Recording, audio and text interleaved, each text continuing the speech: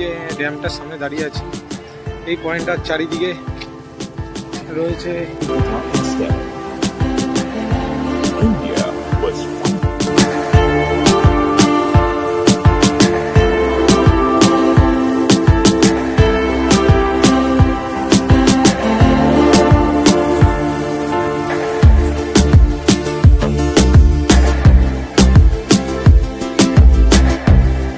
তো ভোর ভোর আমরা বেরিয়ে পড়লাম আহমেদাবাদ স্টেশনের উদ্দেশ্যে একতানগর যাওয়ার জন্য ট্রেন ধরার জন্য।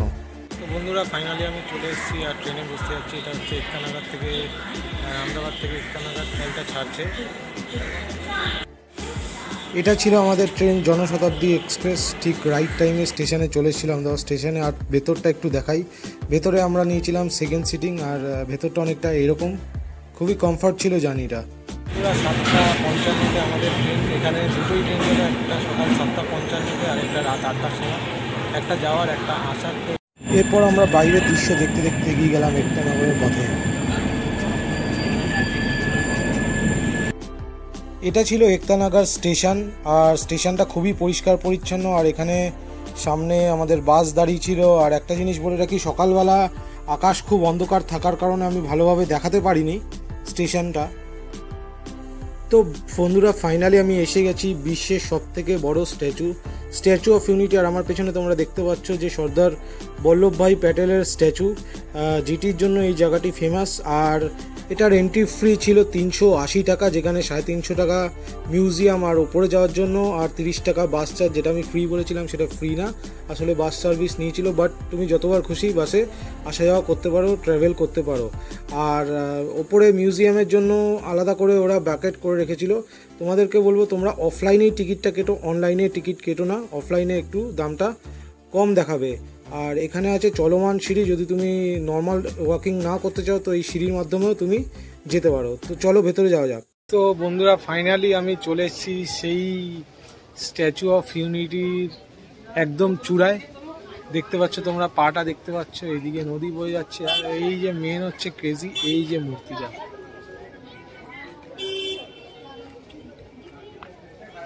দেখতে পাচ্ছ তোমরা, মূর্তিটা কতটা বড়। আরো তোমাদেরকে আমি দেখাচ্ছি। এটা চলে এসেছি বিশ্বের সবথেকে বড় স্ট্যাচু। আমি বিশ্বাস করতে পারছি না, মাথা ঘুরিয়ে যাচ্ছে। আমি জাস্ট বলবো স্ট্যাচুটাকে একবার দেখা।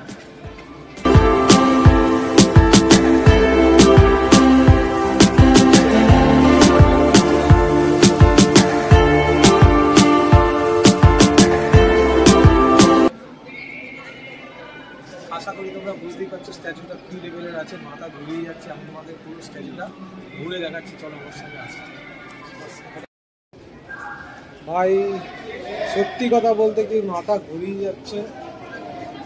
দেখতে পাচ্ছ কত বড় মূর্তিটা, কত বড়, বলে বোঝাতে পারবো না কত বড়। মাথা ঘুরিয়ে যাচ্ছে। আমরা আরো এগিয়ে যাচ্ছি। পাটা দেখতে পাচ্ছ আমরা পায়ের সামনে। আরো উপরে উঠে যাবো।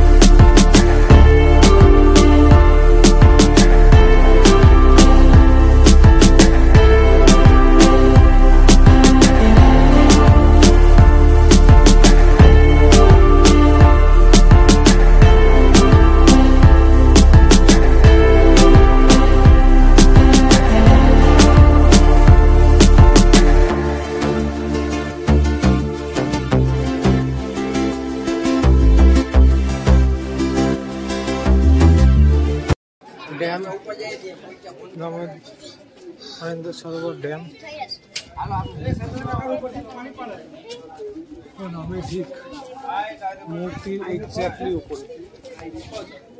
তো ওপরে যে তোমরা স্ট্যাচুর প্রায় হাফ দেখতে পাচ্ছ কোমর অবধি, তো সেই অবধি যাওয়ার ব্যবস্থা আছে লিফটে করে। তো ভেতরে যখন আমরা মিউজিয়ামে যাব, ভেতর থেকে আমরা ওপরে সেই লিফটে করে ওপর অবধি যাব।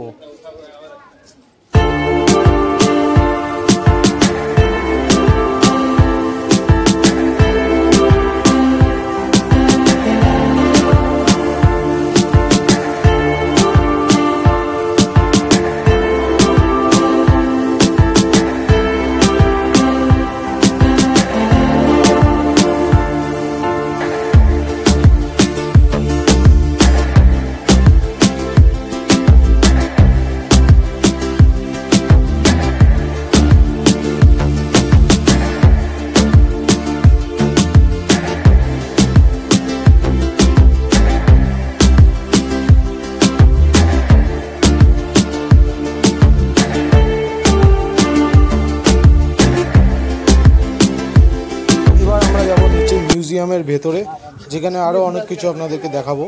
আর পেছনে একজন দর্শক বন্ধু হাত নাড়াচ্ছেন। তো এখান থেকে আমরা নিচে চলে যাই এবার।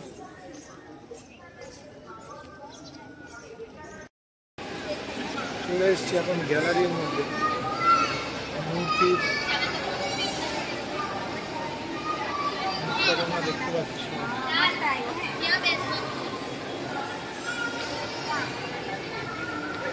এরপরে এখন যাবো উপরে।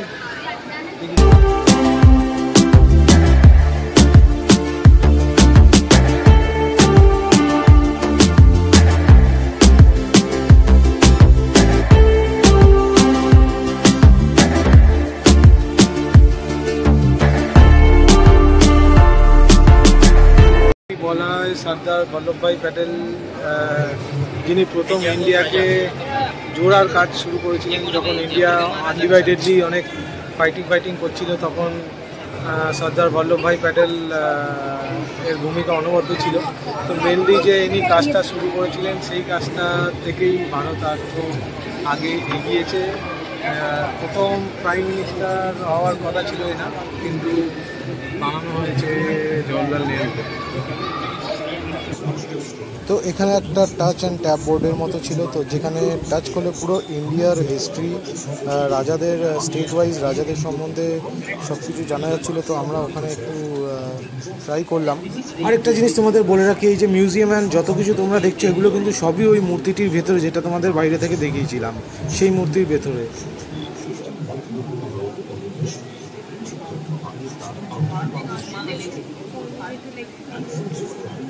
Okay. Where to put it?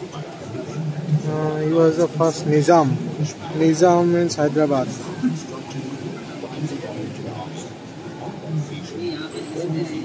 Correct.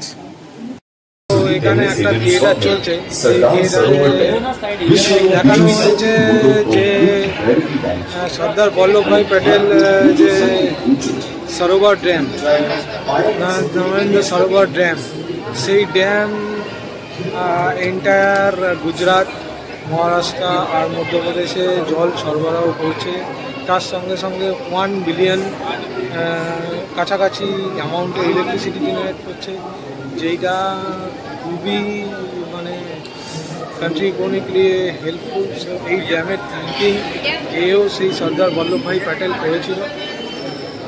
এখানে আরও কী আছে, তো তোমাদের আগেও বলেছি, এই যে মিউজিয়ামটা টোটালি যেটা দেখতে পাচ্ছ, এটা পুরোপুরি ভেতরে।